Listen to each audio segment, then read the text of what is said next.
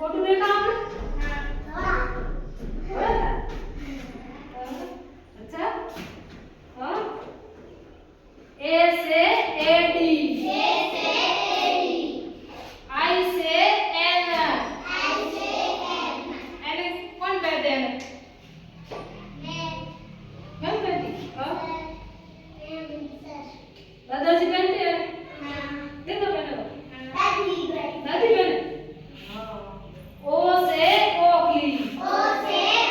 ओखली कैसे होती है? हाँ। हाँ। अच्छा, अदरक कूटते हैं, मिर्ची कूटते हैं, ओके? इतनी बड़ी ओखली। हाँ, लहसुन कूटते हैं।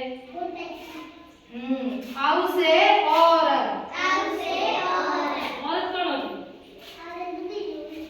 ठीक है, महिला। जोर बोलो। हाँ, औरत होती है महिला।